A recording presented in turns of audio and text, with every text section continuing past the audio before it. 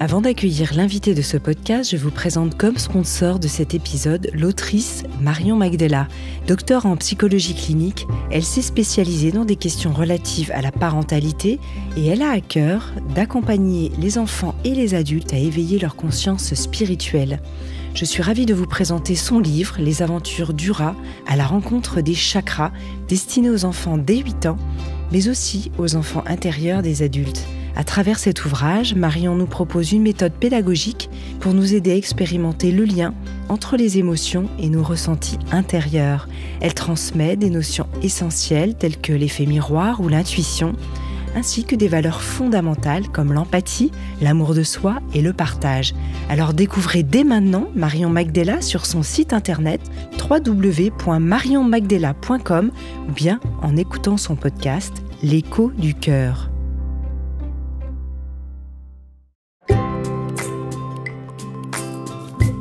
Bonjour et bienvenue dans Graines de Métamorphose, le programme à destination de la nouvelle génération pour faire germer les consciences.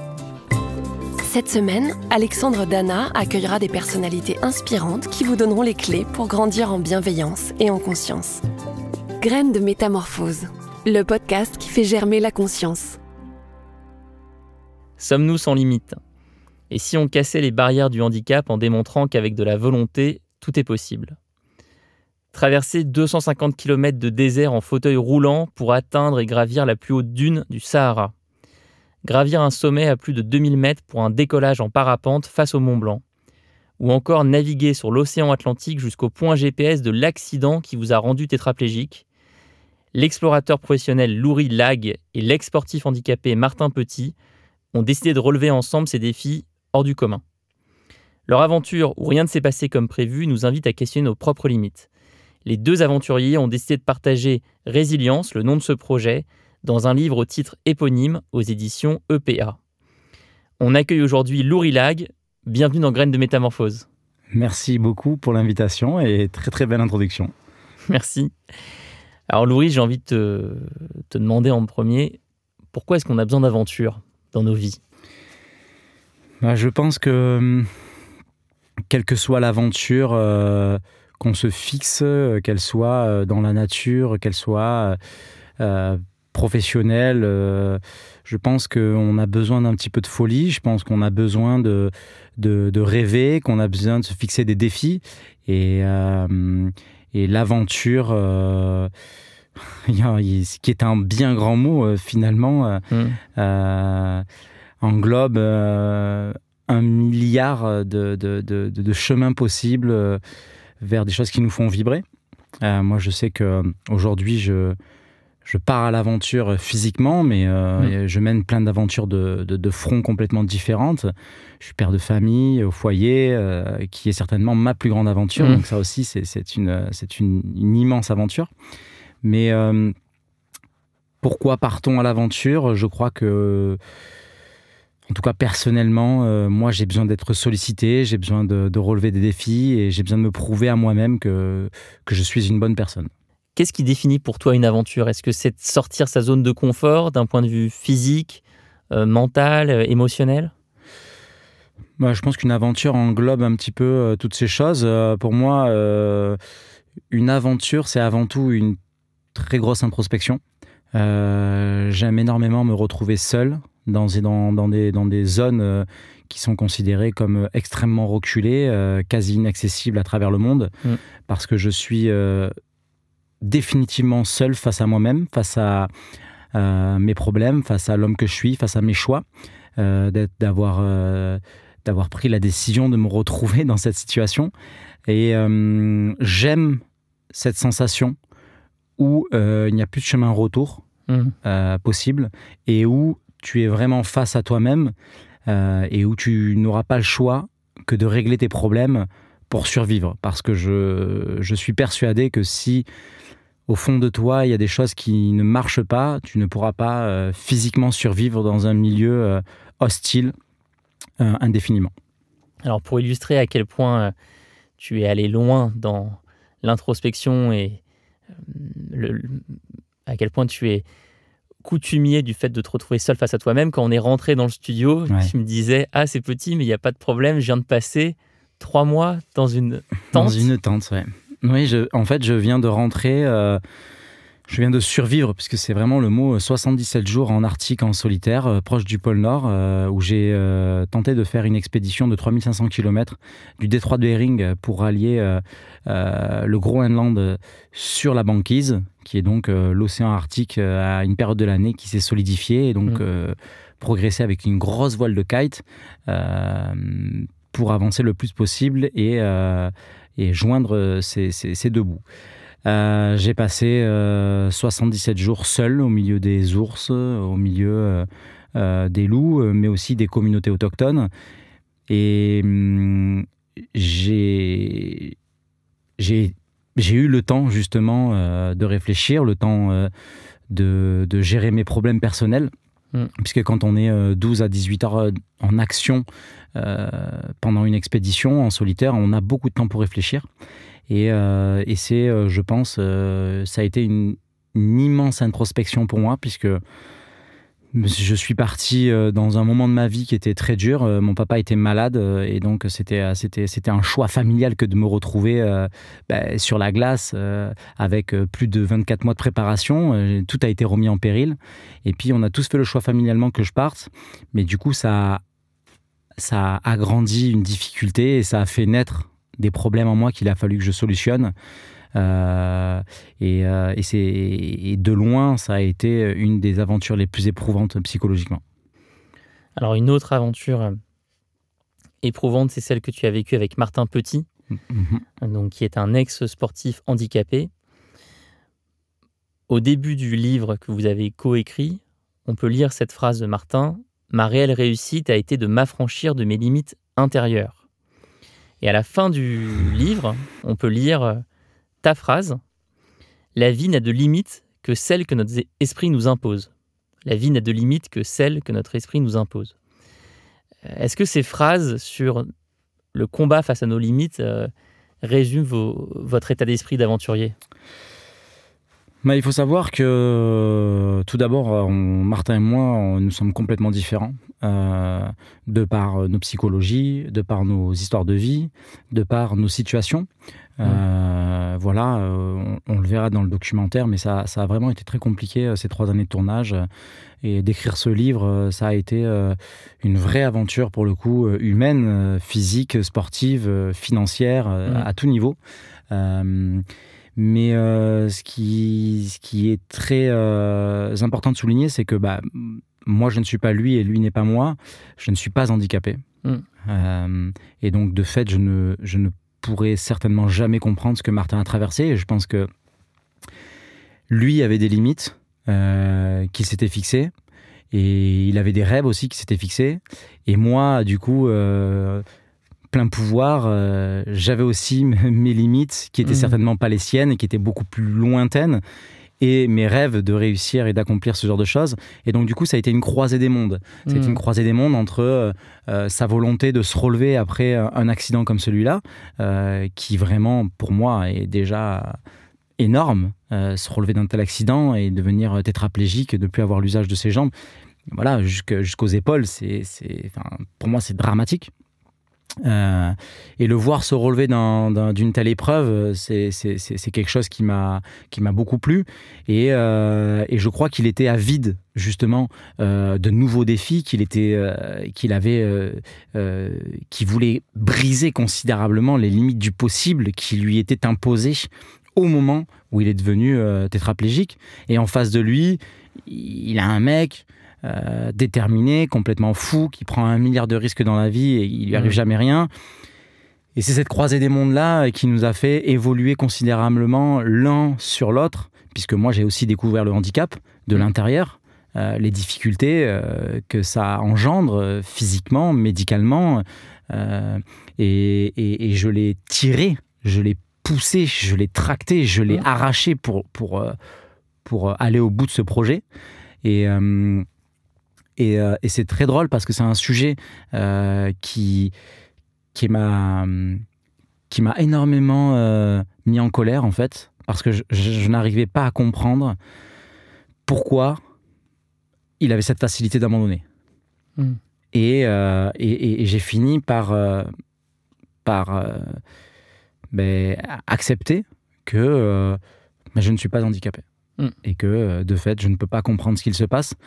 Mais pendant toute la durée de ce documentaire, j'ai essayé de le mener à chaque fois au plus, en jouant avec la limite, au plus haut, en jouant avec la limite de sa vie et avec les conditions météorologiques pour vraiment le pousser et lui montrer que ce pourquoi il était venu en quelque sorte me chercher était possible. Et ça a été pendant 3 ans en fait un surf entre le possible et l'abandon. Comment vous avez trouvé ensemble la résilience nécessaire pour aller au bout de ce projet ? Je crois que moi personnellement je suis quelqu'un d'extrêmement déterminé. J'ai pas de problème à dire que j'ai un ego. Je pense que dans le métier que je fais, il faut un certain ego qui apporte une confiance en soi.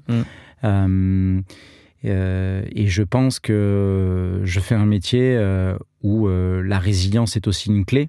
Je crois que il faut souligner que vraiment profondément nous ne sommes personne et rien face à la nature et que si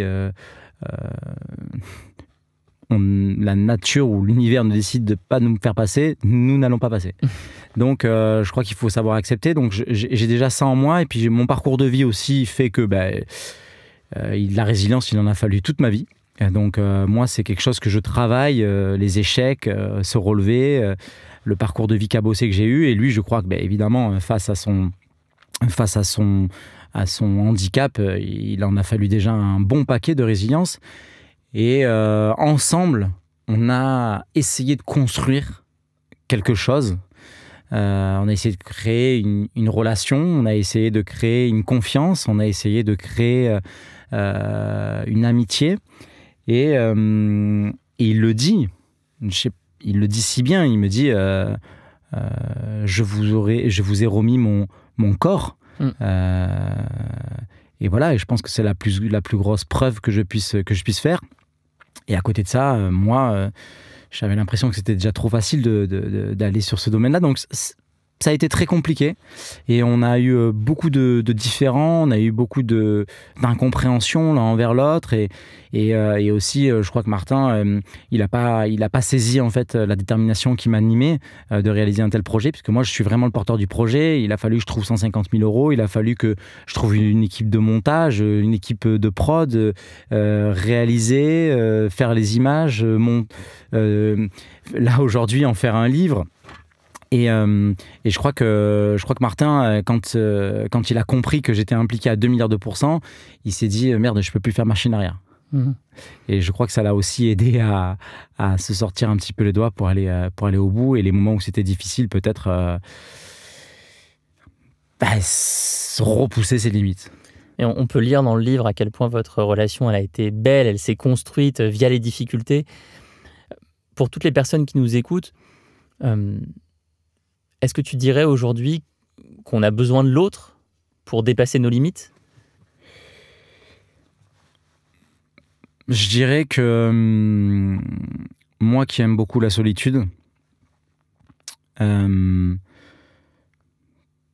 ne crois pas avoir besoin d'autres personnes pour mettre en œuvre des réflexions. Mais c'est vrai que avec des personnes autres, d'autres gens, ça peut être un accélérateur. Je le vois, là, mon père, ça a été un accélérateur de réflexion. Martin, ça a été un accélérateur de réflexion. Et je pense que c'est ça que ça fait. C'est-à-dire que parfois, on est confronté à l'autre, et l'autre nous met dans une condition qui nous pousse à réfléchir plus vite, ou qui nous met face au pied du mur, et où on se dit « Ok, putain, j'en étais pas là. » Mais maintenant que je suis devant, ah ouais, d'accord, je vais quand même prendre le temps de réfléchir. Je reviens sur ce mot résilience que tu définis d'ailleurs en ouverture de l'ouvrage, non féminin, aptitude d'un individu à se construire et à vivre de manière satisfaisante en dépit de circonstances traumatiques. C'est une super belle définition en fait. Moi, ça me touche, cette définition de résilience, ça me touche profondément parce que je la trouve très juste pour une fois que je regarde une définition et que je la trouve vraiment très juste. Je la trouve très belle. la vie est pleine de difficultés, la vie elle est faite de plein de défis personnels et la résilience, c'est tous les jours qu'il faut en avoir de la résilience dans l'éducation avec ses enfants, avec sa famille, dans son boulot, dans sa manière de faire. Donc choisir ce mot, c'était une évidence, résilience, ce titre. Et puis c'est surtout que quand j'ai approfondi mes recherches, j'ai compris qu'il y avait un chemin, le chemin de la résilience, et ça nous a mené vers les 4 étapes par lesquelles il fallait passer pour accéder au chemin de la résilience. Et ça, c'était hyper beau, c'était fou, parce qu'en fait, tu te dis, putain, mais... Donc, non seulement la définition, elle est super bien faite, mais en plus... mais c'est vrai qu'il y a un chemin, et les 4 étapes de la résilience, qui sont le déni, la colère, l'acceptation et la renaissance, sont très justes. Mais je voulais justement t'interroger sur ces 4 étapes. Donc, tu l'as dit, elles structurent le livre, ces 4 étapes, et ce sont 4 émotions. Et moi, c'est vrai que ce qui m'a passionné dans ton livre en premier, c'est que je m'attendais à un livre d'aventurier très technique, avec la préparation, les contours de l'expédition. Et en fait, non. Il y a une place énorme que tu donnes aux émotions. Ouais. Ces 4 émotions. Parce qu'en fait, déjà, il y a 2 choses. Moi, j'écris pas des livres pour raconter comment on utilise un harnais ou une voile. Je pense qu'il y a des gens qui sont bien plus qualifiés que moi pour parler du côté technique. Moi, je suis un gars qui parle de la vraie vie. Moi, je suis un gars qui raconte ce qui se passe dans la vraie vie. Les difficultés qu'on rencontre, les échecs auxquels on fait face, comment on se relève. Et donc, ça me semblait normal d'expliquer le chemin de la résilience à travers ces 4 étapes, qui sont 4 émotions complètement différentes par lesquelles on est vraiment passé.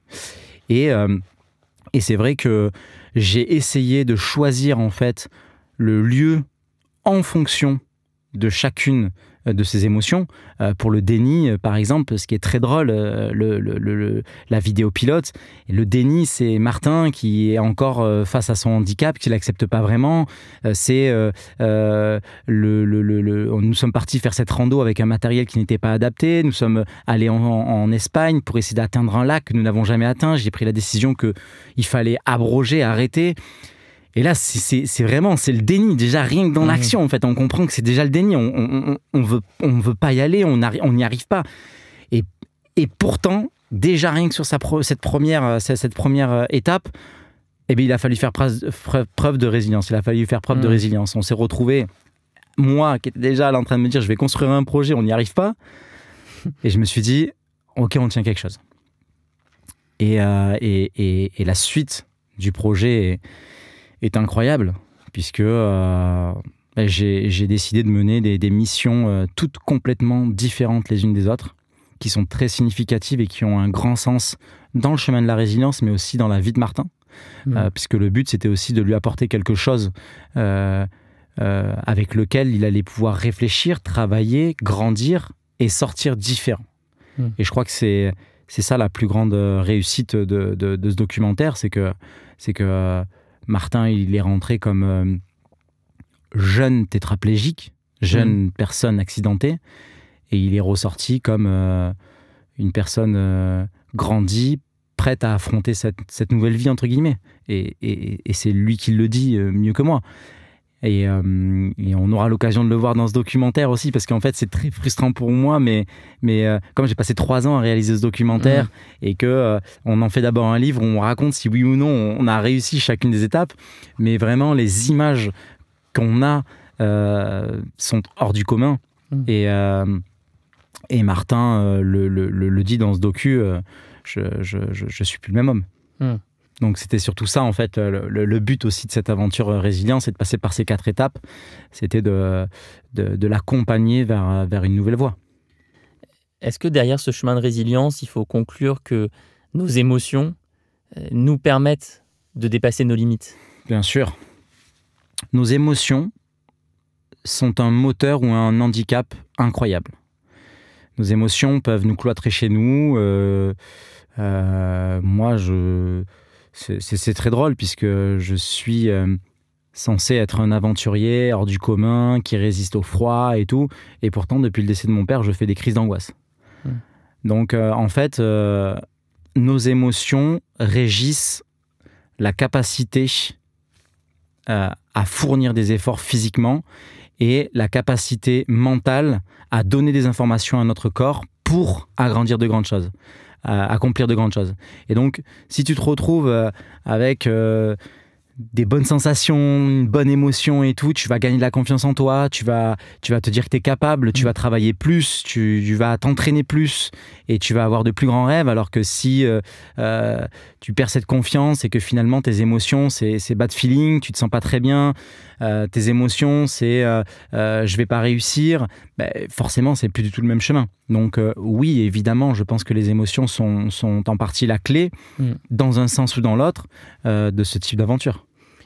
Comment on peut prendre soin de ses émotions? Est-ce que toi, tu as mis en place des routines durant ces 3 années d'aventure avec Martin? De manière plus générale, est-ce que tu as...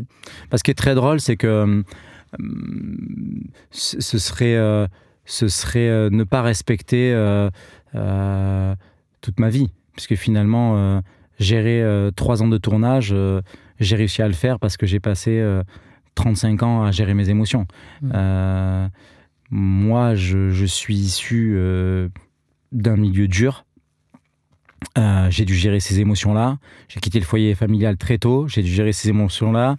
J'ai été enfermé quand j'avais 20 ans. J'ai dû gérer ces émotions-là. On m'a privé de ma liberté. Et donc, c'est autant de frustration que de résilience.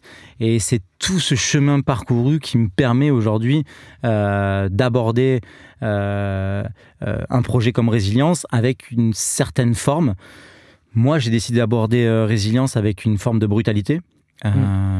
Parce que je pense qu'à un moment donné, le handicap, c'est important d'en parler avec autre chose que le Téléthon. Et de raconter la vraie vie en fait, qui est difficile.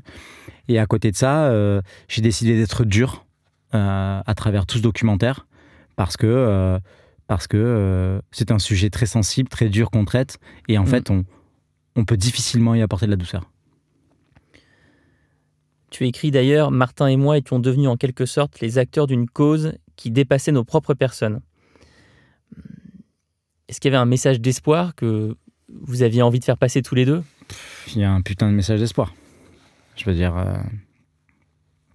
c'est au-delà du message d'espoir, et je pense qu'on s'en rendra encore plus compte dans le documentaire. Le livre, déjà, je pense que c'est une belle claque. On s'est vraiment battu comme des lions avec très peu de moyens. Moi, j'ai rien lâché sur ce projet. J'ai organisé 3 ans de tournage avec plus de 25 personnes. Je me suis surpassé dans des moments où c'était terrible. Je veux dire, je suis rentré de l'Arctique 77 jours et le mois d'après, j'étais sur le dernier chapitre de Résilience. Donc, je me suis vraiment mis à 2000% dans ce projet pour effectivement parler de valeurs qui nous sont communes, l'entraide, le dépassement de soi, l'amour pour la nature, finalement la gestion du risque, puisque ça aurait pu être lui, mais ça aurait pu être moi et ça aurait pu être n'importe qui, en fait. Et cette histoire, c'est l'histoire de Monsieur Tout-le-Monde. Donc, c'est aussi sensibiliser les gens sur, et moi qui viens des sports extrêmes, sur les prises de risques en parapente, à ski, à la montagne, en alpinisme. Et on oublie de temps en temps, que le danger et le risque est partout. Et à travers ce documentaire, c'était aussi faire passer un putain de message d'espoir que même si on oublie le danger et qu'on se blesse et qu'on devient tétraplégique, la vie peut quand même continuer. Quel est ton rapport au risque? On a l'impression que tu peux pas vivre sans, et qu'en même temps tu joues avec, tu sais poser les limites. J'ai besoin d'adrénaline dans ma vie. J'ai besoin du risque. Moi, je suis un homme de défi. J'ai absolument besoin. C'est une vraie drogue dans ma vie. J'ai besoin de me confronter à moi-même, en fait. Donc, la seule manière de connaître ses limites, c'est de les toucher. Moi, je joue avec la mort, dangereusement, malheureusement. Et voilà, j'ai déjà même fait des morts médicales, donc je sais vraiment de quoi je parle. Et à la fois, c'est ce qui me permet d'être rempli d'une immense reconnaissance sur la vie que j'ai, sur ma santé, sur profiter des gens que j'aime. Et ça crée une humilité disproportionnée en moi. Mais j'ai besoin de créer un rapport entre deux mondes, en fait. En dernière partie de cette interview, je voulais aborder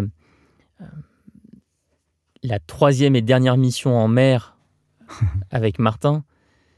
Elle a une portée symbolique forte, cette 3e et dernière mission. Est-ce que tu peux nous en parler ? Pour récapituler quand même, pour les gens qui vont nous écouter, la première partie, c'était donc le déni dans les montagnes espagnoles, c'était la vidéo pilote, c'est là où on a décidé de se rencontrer et où on a abandonné un petit peu la mission, mais qui nous a donné confiance pour continuer.